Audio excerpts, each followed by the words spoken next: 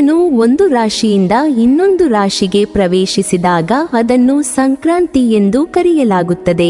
ಆದರೆ ಸೂರ್ಯನು ಮಕರ ರಾಶಿಯನ್ನು ಪ್ರವೇಶಿಸಿದಾಗ ಅದನ್ನು ಮಕರ ಸಂಕ್ರಾಂತಿ ಎಂದು ಕರೆಯಲಾಗುತ್ತದೆ.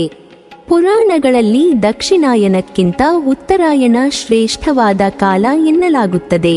ಹಾಗಾಗಿಯೇ ಈ ಕಾಲವನ್ನು ಶುಭ ಕಾರ್ಯಗಳಿಗೆ ಪ್ರಶಸ್ತವಾದದ್ದು ಎನ್ನಲಾಗುತ್ತದೆ.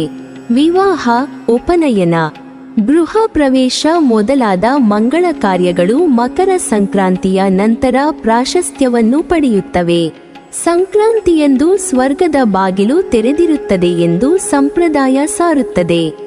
ಹಾಗಾಗಿ ದೇವತೆಗಳಿಗೆ ಹಗಲಾಗಿರುವ ಉತ್ತರಾಯಣ ಕಾಲ ಎಲ್ಲರಿಗೂ ಶ್ರೇಷ್ಠವಾದದ್ದು. ಹಿಂದೂ ಧರ್ಮದಲ್ಲಿ ಸ್ನಾನ ಮತ್ತು ದಾನಕ್ಕೆ ವಿಶೇಷ ಮಹತ್ವವಿದೆ, ಏಕೆಂದರೆ ಅದು ಪಾಪಗಳನ್ನು ತೆಗೆದುಹಾಕುತ್ತದೆ ಮತ್ತು ದಾನ ಮಾಡಿದವರು ಶಾಶ್ವತ ಸದ್ಗುಣವನ್ನು ಪಡೆಯುತ್ತಾರೆ ಎಂದು ಹೇಳಲಾಗುತ್ತದೆ. ಈ ವರ್ಷ ಮಕರ ಸಂಕ್ರಾಂತಿಯ ಸಂದರ್ಭದಲ್ಲಿ 2 ವಸ್ತುಗಳನ್ನು ದಾನ ಮಾಡಬೇಕು. ಇದರಿಂದ ದಾನ ಮಾಡಿದವರಿಗೆ ಸೂರ್ಯ ಮತ್ತು ಶನಿಯ ಇಬ್ಬರ ಆಶೀರ್ವಾದವೂ ದೊರೆಯುತ್ತದೆ. ಕಷ್ಟಗಳು ನಿವಾರಣೆಯಾಗುತ್ತವೆ ಮತ್ತು ಸಂತೋಷ ಮತ್ತು ಸಂಪತ್ತು ಹೆಚ್ಚಾಗುತ್ತದೆ. ಸೂರ್ಯ ಮತ್ತು ಶನಿ ತಾವು ತಂದೆ ಮಗನ ಬಂಧವನ್ನು ಹೊಂದಿದ್ದೇವೆ ಎಂದು ಒಪ್ಪಿಕೊಂಡರೂ ಇಬ್ಬರ ನಡುವೆ ದ್ವೇಷವಿದೆ.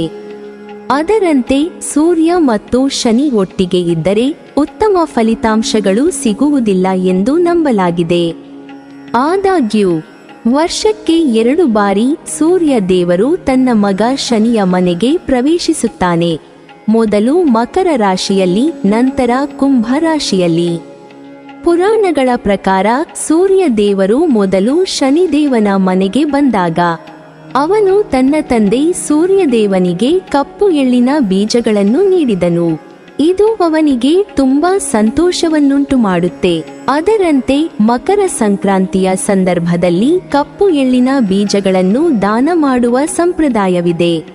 ಇದನ್ನು ದಾನ ಮಾಡುವ ಮೂಲಕ ನೀವು ಶನಿ ಮತ್ತು ಸೂರ್ಯನ ಆಶೀರ್ವಾದವನ್ನು ಪಡೆಯುತ್ತೀರಿ ಎನ್ನುವುದ ಜನರ ನಂಬಿಕೆಯಾಗಿದೆ. ಇನ್ನು ನಮಗೆಲ್ಲರಿಗೂ ಗೊತ್ತಿರುವ ಹಾಗೆ ಸ್ವೇಚ್ಛಾಮರಣಿಯಾಗಿದ್ದ ಭೀಷ್ಮ ಪಿತಾಮಹರು ಕೂಡ ಸಾವನ್ನು ಬರಮಾಡಿಕೊಳ್ಳಲು ಉತ್ತರಾಯಣವನ್ನೇ ಕಾಯುತ್ತಿದ್ದರು. ಇನ್ನು ಈ ಸಮಯದಲ್ಲಿ ಮರಣ ಹೊಂದುವವರು ಸ್ವರ್ಗಕ್ಕೆ ಹೋಗುತ್ತಾರೆ ಎನ್ನಲಾಗುತ್ತದೆ. ಉತ್ತರಾಯಣದ ಪುಣ್ಯಕಾಲದಲ್ಲಿ ಮಕರ ಸಂಕ್ರಮಣದಂದು ಶ್ರದ್ಧಾ ಭಕ್ತಿಯಿಂದ ಧ್ಯಾನ, ದಾನ, ಪೂಜಾದಿಗಳನ್ನು ಮಾಡುವುದರಿಂದ ಅತ್ಯಂತ ಶ್ರೇಷ್ಠವಾದ ಫಲ ಲಭ್ಯವಾಗುತ್ತದೆ. ಈ ದಿನ ಸ್ನಾನ, ದಾನ ಮತ್ತು ಧಾರ್ಮಿಕ ಕಾರ್ಯಗಳನ್ನು ಮಾಡಲಾಗುತ್ತದೆ. ಈ ದಿನದಂದು ಮಕರ ಸ್ನಾನ ಮಾಡುವುದರಿಂದ ಹಲವಾರು ಫಲಿತಾಂಶಗಳನ್ನು ನೀಡುತ್ತದೆ ಎನ್ನುವ ನಂಬಿಕೆಯಿದೆ. ಗ್ರಂಥಗಳಲ್ಲಿ ಮತ್ತು ಪುರಾಣಗಳಲ್ಲಿ ಈ ದಿನದ ಪ್ರಯೋಜನವನ್ನು ಪಡೆಯಲು ಕೆಲವು ಕ್ರಮಗಳನ್ನು ನೀಡಲಾಗಿದೆ. ಈ ಕ್ರಮಗಳನ್ನು ಮಾಡುವುದರಿಂದ ಕುಟುಂಬದಲ್ಲಿ ಸಂತೋಷ ಮತ್ತು ಶಾಂತಿ ಉಳಿಯುತ್ತದೆ ಮತ್ತು ಹಣದ ಸಂಬಂಧಿತ ಸಮಸ್ಯೆಗಳು ಸಹ ಕೊನೆಗೊಳ್ಳುತ್ತವೆ. ಈ ದಿನ ಕಪ್ಪು ಎಳ್ಳನ್ನು ನೀರಿನಲ್ಲಿ ಹಾಕಿ ಸ್ವಲ್ಪ ಹೊತ್ತು ನೀರಿನಲ್ಲಿ ಇಟ್ಟು ಆ ನೀರಿನಿಂದ ಸ್ನಾನ ಮಾಡಿ. ನಿಮ್ಮ ಮನೆಯಲ್ಲಿ ಗಂಗಾಜಲ ಅಥವಾ ಯಾವುದೇ ತೀರ್ಥ ಸ್ಥಳದ ನೀರು ಇದ್ದರೆ ಅದನ್ನು ನಿಮ್ಮ ಸ್ನಾನದ ನೀರಿನಲ್ಲಿ ಸ್ವಲ್ಪ ಬೆರೆಸಿ ಸ್ನಾನ ಮಾಡಿ. ತೀರ್ಥದ ನೀರು ಸಿಗದಿದ್ದರೆ ಹಾಲು ಮತ್ತು ಮೊಸರಿನಿಂದ ಸ್ನಾನ ಮಾಡಿ. ಎಳ್ಳನ್ನು ನೀರಿನಲ್ಲಿ ಮಿಶ್ರಣ ಮಾಡಿ. ಸ್ನಾನ ಮಾಡುವಾಗ ಗಂಗೆ ಚ ಯಮುನಾ ಚೈವ ಗೋದಾವರಿ ಸರಸ್ವತಿ ನರ್ಮದೆ ಸಿಂಧು ಕಾವೇರಿ ಜಲೇಸ್ಮಿನ್ ಸನ್ನಿಧಿಂ ಕುರು ಎಂಬ ಈ ಮಂತ್ರವನ್ನು ಜಪಿಸಿ. ಮಕರ ಸಂಕ್ರಾಂತಿಯ ಮರುದಿನದಂದು ಈ ರೀತಿ ಸ್ನಾನ ಮಾಡುವುದರಿಂದ ಆ ವ್ಯಕ್ತಿಯು ರೋಗಗಳಿಂದ ಮತ್ತು ಕಾಯಿಲೆಗಳಿಂದ ಶೀಘ್ರದಲ್ಲೇ ಗುಣಮುಖನಾಗುತ್ತಾನೆ.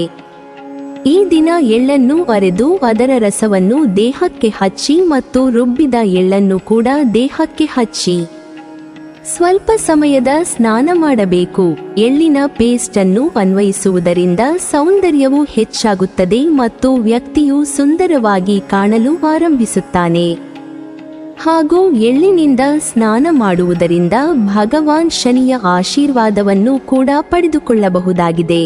ಪುಣ್ಯತೀರ್ಥಗಳಲ್ಲಿ ಅಂದರೆ ನದಿ, ಸಮುದ್ರ ಮುಂತಾದವುಗಳಲ್ಲಿ ಪವಿತ್ರ ಸ್ನಾನ ಮಾಡುವ ಪದ್ಧತಿ ಹಿಂದಿನಿಂದಲೂ ನಡೆದುಕೊಂಡು ಬಂದಿದೆ.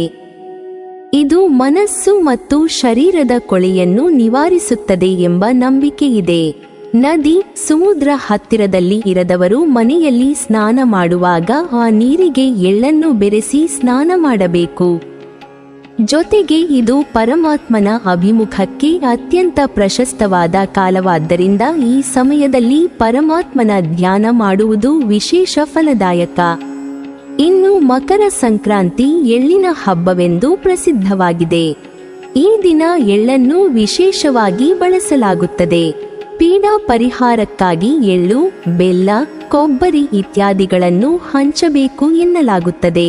ಈ ದಿನ ಮಕ್ಕಳ ಮೇಲೆ ಎಳ್ಳನ್ನು ಸುರಿಯುವುದರಿಂದ ಬಾಲಾರಿಷ್ಟ ನಾಶವಾಗುತ್ತದೆಂಬ ನಂಬಿಕೆಯಿದೆ. ವಿಶೇಷವಾಗಿ ಎಳ್ಳೆಣ್ಣೆಯ ದೀಪವನ್ನು ಉರಿಸುವುದು, ಸೂರ್ಯ ನಮಸ್ಕಾರ ಇವುಗಳಿಂದ ಆಯುಷ್ಯ ಆರೋಗ್ಯ ವೃದ್ಧಿಯಾಗುತ್ತದೆ. ಈ ದಿನದಂದು ಆದಿತ್ಯ ಹೃದಯ ಸ್ತೋತ್ರದ ಪಾರಾಯಣ ಮಾಡುವುದು ಕೂಡ ಅತ್ಯಂತ ಶ್ರೇಯಸ್ಕರವಾಗಿದೆ ಎಂದು ಪುರಾಣಗಳು ಹೇಳುತ್ತವೆ. ಮಾಡಿದ ಭಕ್ಷ್ಯ ಭೋಜನಗಳನ್ನು 4 ಜನರಿಗೆ ಹಂಚುವುದರಿಂದ ಹಬ್ಬದ ಫಲ ಪ್ರಾಪ್ತಿಯಾಗುತ್ತದೆ. ಒಟ್ಟಿನಲ್ಲಿ ಮಕರ ಸಂಕ್ರಮಣದಂದು ದೇವರನ್ನು ಪೂಜಿಸುವುದರಿಂದ ಆಯುಷ್ಯ, ಆರೋಗ್ಯ, ಸಂಪತ್ತನ್ನು ಪಡೆಯಬಹುದು. ಈ ದಿನ ತಿಲೋದಕವನ್ನು ಮಾಡುತ್ತಾರೆ. ಅಂದರೆ ಪಂಚಾಮೃತದಲ್ಲಿ ಎಳ್ಳನ್ನು ಬೆರೆಸಿ ಭಗವಾನ್ ವಿಷ್ಣುವಿಗೆ ಅಭಿಷೇಕವನ್ನು ಮಾಡುತ್ತಾರೆ. ಇದು ಲಕ್ಷ್ಮಿ ಮತ್ತು ವಿಷ್ಣುವನ್ನು ಸಂತುಷ್ಟಗೊಳಿಸುತ್ತದೆ. ತಿಲೋದಕ ಸ್ನಾನವು ಓರ್ವ ವ್ಯಕ್ತಿಯ ದುರಾದೃಷ್ಟವನ್ನು ಹೋಗಲಾಡಿಸುತ್ತದೆ ಮತ್ತು ಆ ವ್ಯಕ್ತಿಯು ಅದೃಷ್ಟವನ್ನು ಪಡೆಯಲು ಆರಂಭಿಸುತ್ತಾನೆ. ಆದ್ದರಿಂದ ದುರಾದೃಷ್ಟವನ್ನು ತೊಡೆದುಹಾಕಲು ಬಯಸುವವರು ಈ ದಿನ ತಿಲೋದಕ ಸ್ನಾನವನ್ನು ಮಾಡಬೇಕು. ಮಕರ ಸಂಕ್ರಾಂತಿಯ ದಿನದಂದು ಸೂರ್ಯೋದಯಕ್ಕೆ ಮುಂಚಿತವಾಗಿ ಸ್ನಾನ ಮಾಡಿ ನಂತರ ತಾಮ್ರದ ಪಾತ್ರೆಯಲ್ಲಿ ಸೂರ್ಯ ದೇವರಿಗೆ ನೀರು, ಕೆಂಪು ಹೂವುಗಳು, ಎಳ್ಳು ಇತ್ಯಾದಿಗಳನ್ನು ಅರ್ಪಿಸಿ. ನೀರನ್ನು ಅರ್ಪಿಸುವಾಗ ಓಂ ಗೃಣಿ ಸೂರ್ಯಾಯ ನಮಃ ಎಂಬ ಮಂತ್ರವನ್ನು ಜಪಿಸುತ್ತಾ ಇರಿ ಮತ್ತು ಬೀಳುವ ನೀರಿನಲ್ಲಿ ಪ್ರತಿಫಲಿಸುವ ಸೂರ್ಯನ ಕಿರಣಗಳ ಮೇಲೆ ನಿಮ್ಮ ಕಣ್ಣುಗಳು ಇರಬೇಕು ಎಂಬುದನ್ನು ನೆನಪಿನಲ್ಲಿಡಿ.